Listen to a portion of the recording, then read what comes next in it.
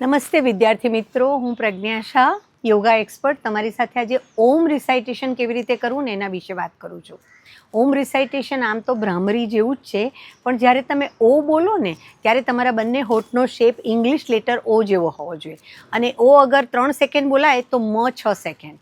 આવું જો રેશિયો રાખો ને તો તમે સરસ રીતે ઓમ રિસાઇટેશન કરી શકો છો. ચલો આપણે આજે 5 વાર કરીએ, અને જ્યારે આ એક વખત કરતા થઈ જાઓ ને પછી તમે 10-15 વાર એને કરી શકો છો. તમે એવું જોશો કે જ્યારે તમે આ રેગ્યુલર કરશો ને તો તમારું એટેન્શન સ્પાન બહુ સરસ વધશે. કેવી રીતે કરવાનું છે, લેટ અસ સી. શ્વાસ લો એન્ડ બોલો ઓ.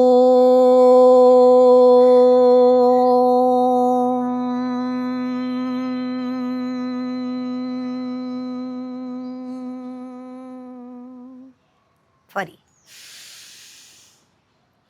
ઓ.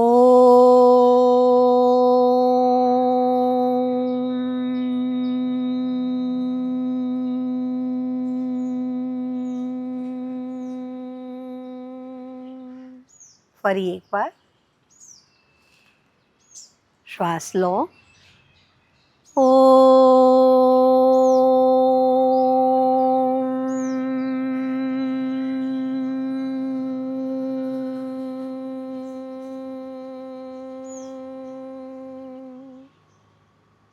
આ તમે દિવસ દરમિયાન ક્યારે પણ કરી શકો છો, અને રેગ્યુલર કરજો, એનો બેનિફિટ તમને તરત જ સમજાશે.